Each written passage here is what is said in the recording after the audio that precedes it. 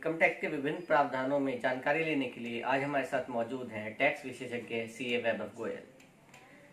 गोयल साहब, सबसे पहला प्रश्न हमारा आपसे ये है कि ये बताएं कि निर्धारण वर्ष 2019-20 तथा 20-21 के बारे में बताएं कि हम ओरिजिनल रिटर्न और रिवाइज रिटर्न कब तक भर सकते हैं।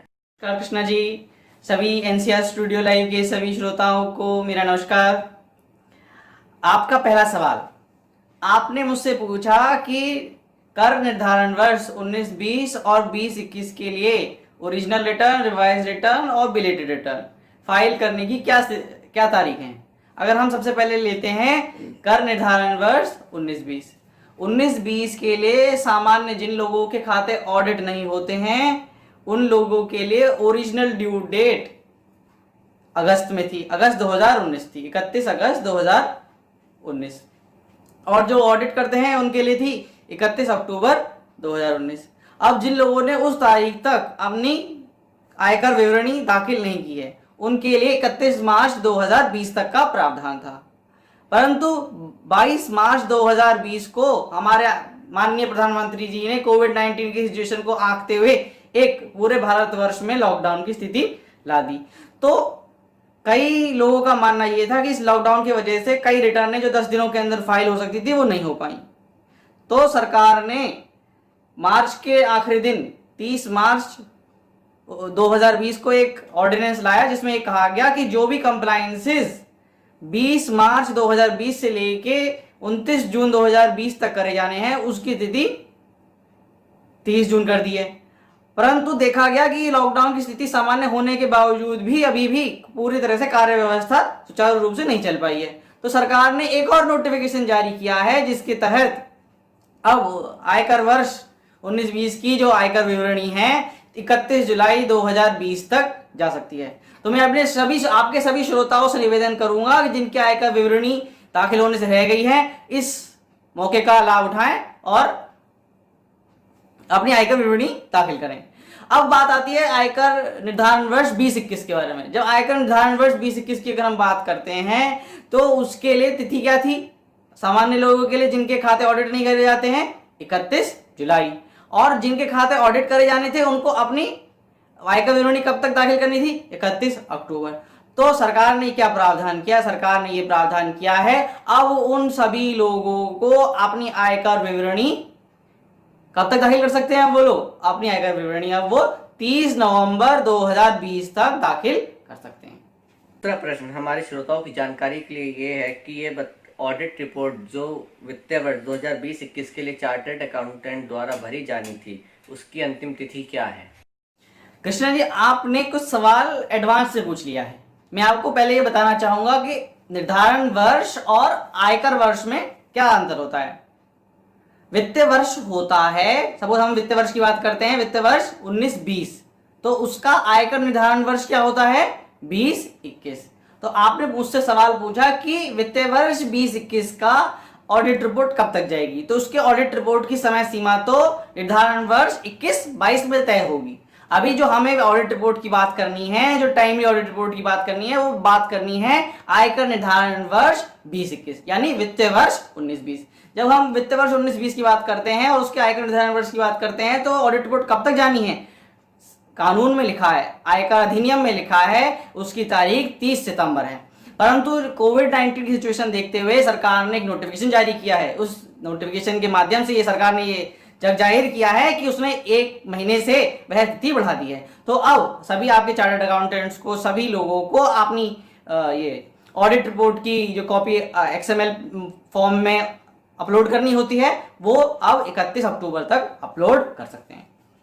अगला प्रश्न हमारे श्रोताओं की जानकारी के लिए ये बताएं कि सेल्फ असेसमेंट टैक्स जो कि स्मॉल और मीडियम क्लास के लोगों के लिए सरकार ने उसमें क्या रिलीफ दी है।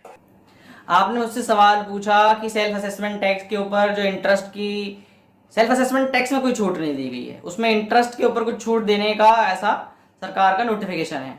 तो हमें ये जानना होगा कि जब हम सेल्फ असेसमेंट टैक्स या टैक्स की बात करते हैं तो सरकार हमसे 3 तरीके से टैक्स लेती है। कैसे टैक्स लेती है, एक लेती है हमसे TDS के माध्यम से। जब हम हमारे जो बैंक डिपॉजिट्स होते हैं, बैंक डिपॉजिट में जो इंटरेस्ट होते हैं उस पर सरकार TDS काटती है। बैंक TDS काटते हैं, सरकार को जमा करते हैं। तो एक तरीका हो गया TDS। दूसरा तरीका हो गया एडवांस टैक्स, और तीसरा तरीका हो गया self assessment tax. Advance tax क्या होता है? सपोज जैसे मेरा ये है वित्तीय वर्ष 19-20, तो मेरे वित्तीय वर्ष 19-20 के लिए जो समय सीमाएं हैं, समय सीमाएं क्या थी? 15 जून, 15 सितंबर, 15 दिसंबर और 15 मार्च। ये समय सीमाएं में अगर मैंने जमा किया तो मेरे पे कोई भी ब्याज नहीं लगेगा एडवांस टैक्स का। और जो हमारा लॉकडाउन हुआ था, लॉकडाउन कब हुआ था? 22 मार्च को। तो यह स्थिति 22 मार्च में जो लॉकडाउन हुआ, और जो हमारी निर्धारण की डेट थी एडवांस टैक्स की लास्ट, वो थी 15 मार्च। तो इसलिए 15 मार्च तक अगर हमें एडवांस टैक्स जमा करना था तो उस पर कोई कमी नहीं की जाएगी। हाँ, परंतु अब जैसे सरकार ने कहा कि हमने अपनी ड्यू डेट क्या है की ड्यू डेट फाइलिंग और रिटर्न ऑफ इनकम की जो हमने अब 30 नवंबर कर दी है। तो हम क्या समझते थे कि हमें जो भी कर निर्धारण होता है वो हमारे जब सीए एडवोकेट जब वो निर्धारण करते हैं और रिटर्न फाइल करने जाते हैं तभी हम जमा करते हैं, तो हमें तभी तक जमा करना है। तो क्या वह भी नवंबर कर दी गई है? तो सरकार ने कहा वो नवंबर नहीं करी गई है, वो आपको अभी भी 31 जुलाई और आपकी 31 अक्टूबर तक जो जिनके खाते ऑडिट कराने हैं वो वही रहेगी। अगर आप 31 जुलाई के बाद अपना कर्ज जमा करते हैं या 31 अक्टूबर के बाद अपना कर्ज जमा करते हैं, 31 जुलाई किन के लिए? सामान्य लोगों के लिए। 31 अक्टूबर किन के लिए? जिनके खाते ऑडिट हो रहे हैं। अगर आप उसके बाद जमा करते हैं तो आपको 234 कैपिटल ए के अंदर जो ब्याज देना है 1% प्रति माह के हिसाब से वो देना होगा। लेकिन सरकार ने कहा लेकिन इसमें भी हम छूट देते हैं। इसमें भी क्या छूट दी सरकार ने? इसमें क्या छूट दी कि अगर आपका जो कर निर्धारण आया है इसके बाद, जो टीडीएस माइनस करने के बाद, जो एडवांस टैक्स माइनस करने के बाद जो धनराशि बचती है जिसे हम सेल्फ असेसमेंट टैक्स कहते हैं, वो अगर धनराशि 1 लाख रुपए से ज्यादा नहीं है तो आपको 234 कैपिटल ए में जो ब्याज है वो नहीं देना होगा। कब तक नहीं देना होगा? अगर आप उस धनराशि को 30 नवंबर तक अपने रिटर्न फाइल करने की सीमा तक जमा कर देते हैं। तो हमें ये ध्यान रखने वाली बात है, जिनकी सेल्फ असेसमेंट टैक्स का धनराशि 1 लाख रुपए से ज्यादा आ रही है उन्हें 31 जुलाई और 31 अक्टूबर जैसे भी उनकी तिथि है वहां तक जमा करना होगा। लेकिन हमें सोचने वाली बात है 234 कैपिटल बी सी में जो ब्याज लगेगा वो लगता रहेगा। क्यों? क्योंकि एडवांस टैक्स किन लोगों को देना होता है? उन लोगों को देना होता है जिनकी धन टैक्स की राशि 10,000 से ज्यादा आ रही है। तो उन लोगों को उस प्रावधान के अंतर्गत एडवांस टैक्स पे जो इंटरेस्ट देना होगा वो उन्हें देते रहना होगा। अगला प्रश्न, टीडीएस और टीसीएस रिटर्न जो Q4 फाइनल ईयर 2019-20 के लिए भरी जानी है और उनके सर्टिफिकेट जारी होने, उनके लिए क्या समय सीमा है? कृष्णा जी, आपने मुझसे सवाल पूछा कि टीडीएस की रिटर्न की डेट बढ़ी या नहीं बढ़ी। तो पहले मैं आपके श्रोताओं के लिए बताना चाहूंगा कि टीडीएस की रिटर्न होती क्या है और उससे आम करदाताओं का क्या संबंध है, और उससे अपनी जो रिटर्न फाइलिंग है, इंडिविजुअल रिटर्न फाइलिंग है, वो कैसे एसोसिएटेड है। तो हम सबसे पहले बात करते हैं टीडीएस रिटर्न होती क्या है। तो आपने जब महसूस किया होगा, आप जब अपने बैंक में पैसे जमा करते हैं, कैसे पैसे जमा करते हैं? आरडी के रूप में। आप कैसे पैसे जमा करते हैं? एफडी के रूप में। तो बैंक उस पर क्या करता है? इंटरेस्ट देता है। जब इंटरेस्ट देता है तो अगर आपका अमाउंट, अगर आप सीनियर सिटीजन है तो 50,000 से ऊपर, अगर आप सीनियर सिटीजन नहीं है तो 10,000 से ऊपर। तो अगर इस थ्रेशोल्ड जो हमने बताई, क्या थ्रेशोल्ड बताई? 10,000 या 50,000, उससे ऊपर अगर ब्याज देता है बैंक तो वो टीडीएस काटता है। अगर आप पैन नंबर देते हैं तो 10% काटता है। और अब सरकार ने 15 मई के बाद से तो ये 10% को भी 7.5% कर दिया है। तो ये जो टैक्स काटता है बैंक आपके इंटरेस्ट के ऊपर, ये जो टैक्स काटा सरकार ने आपके बैंक ने आपके ऊपर, उसको उसे जमा करना होता है बैंक सरकारी खाते में। जब सरकार को जमा करना होता है और एक डिटेल बना के भेजनी होती है। क्या डिटेल? कि मेरे मेरे ये डिपॉजिटर्स थे, इनको इतना इतना इंटरेस्ट दिया और मैंने इतना इतना टैक्स काटा और इस तारीख को मैंने ये टैक्स काट के सरकार के इस खाते में इस तारीख को जमा किया। तो ये जो आयकर विवरणी से संबंधित ये टीडीएस की जानकारी है, ये जब करदाता बैंक्स जमा करते हैं उसकी ड्यू डेट क्या थी? 31 मई फॉर Q4। ये टीडीएस किस किस पे कटता है? टीडीएस कमीशन पे भी कटता है। जब आप किसी को कमीशन देते हैं, जो व्यापारी लोग कमीशन देते होंगे वही भली भांति जानते होंगे टीडीएस किस पे कटता है। जो प्रोफेशनल फीस है, जो आप अगर व्यापारी लोग अगर वकीलों की सहायता लेते होंगे तो जो वकीलों को पैसे देते होंगे उस पर टीडीएस काटते होंगे। जो व्यापारी लोग चार्टर्ड अकाउंटेंट्स की सेवाएं ले रहे होंगे वो ये भली बात ही जानते होंगे, जो उनको पेमेंट कर रहे होंगे उस पर टीडीएस काटते होंगे। और बहुत सारे ऐसे प्रावधान हैं जिसके अंतर्गत टीडीएस काटा जाता है। अब तो सरकार ने एक नया प्रावधान लाया है जो कि 1 जुलाई से लागू हुआ है कि अगर आप किसी भी करंट खाते से 1 करोड़ से ज्यादा का कैश विड्रॉल करेंगे तो बैंक उस पर भी टीडीएस काटेंगे। तो ये टीडीएस की बात हो गई। तो अब हमारे पास टीडीएस की डेट क्या थी? 31 मई। लॉकडाउन कब खत्म हुआ? लॉकडाउन उस समय तक पूर्णतः खत्म नहीं हुआ था, लॉकडाउन की स्थिति बरकरार थी। तो सरकार ने कहा कि उसकी डेट हम 30 जून तक बढ़ा देते हैं। और लेकिन 30 जून तक भी सरकार को ऐसा लगा, 24 जून को ऐसा लगा कि ये स्थिति अभी सामान्य नहीं हुई है, तो सरकार ने ये टीडीएस रिटर्न की जो डेट है 31 जुलाई तक बढ़ा दी है। और जो टीडीएस सर्टिफिकेट्स इशू होने होते हैं सैलरी वाले केसेस में फॉर्म 16, और जो सैलरी से अलग वाले केसेस होते हैं उनमें फॉर्म 16 कैपिटल ए, उनके लिए 15 अगस्त कर दी गई है। तो मेरे मानने में आप लोग अपनी आयकर विवरणी 15 अगस्त के बाद ही भर पाएंगे। क्यों?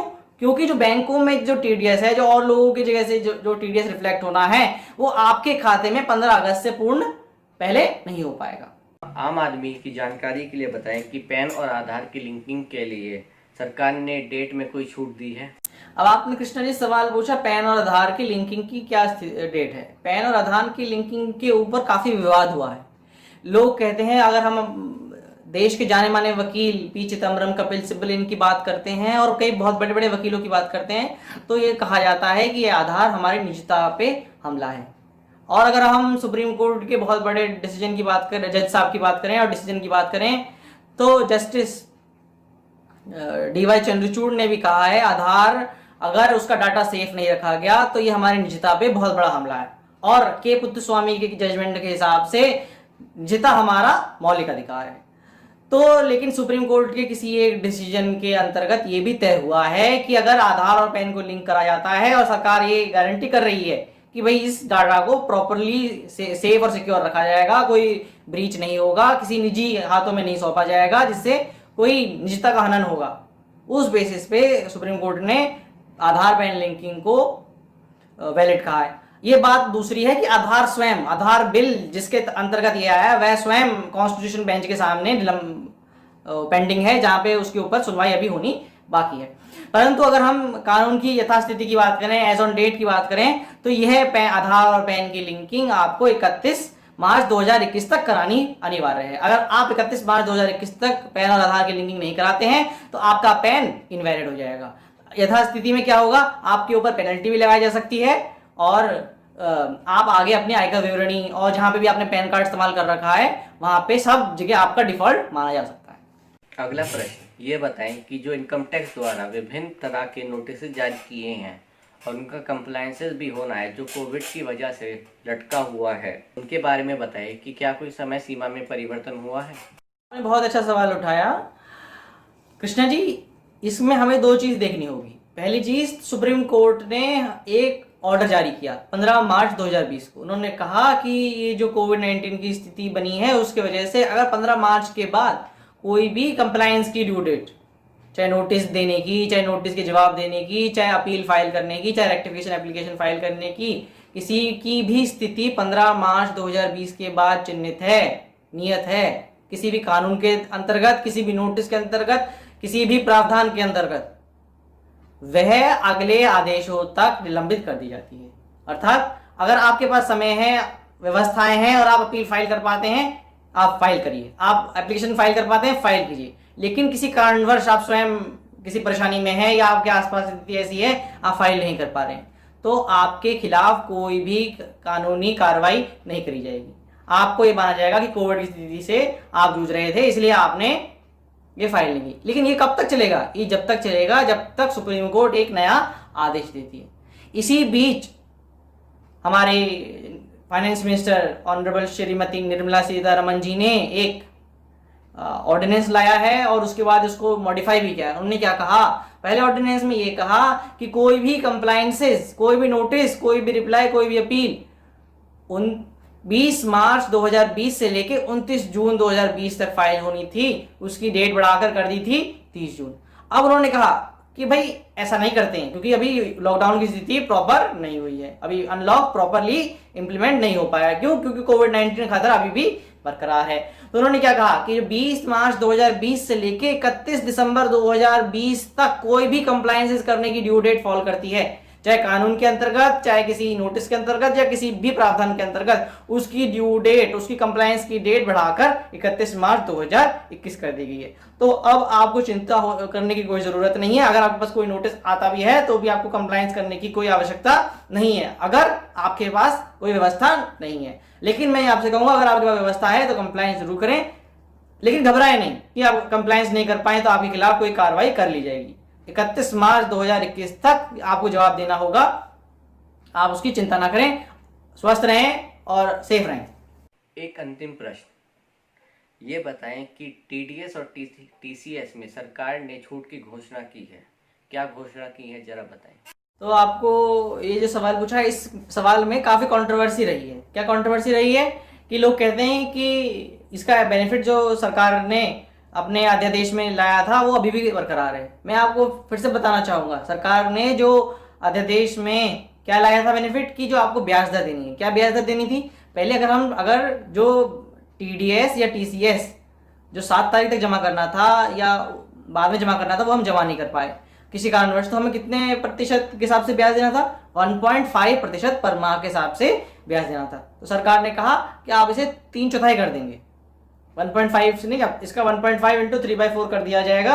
आपको इतना ब्याज दर के हिसाब से रेट देना होगा, या आपको इतना ब्याज देना होगा। लेकिन कब तक के लिए होगा ये?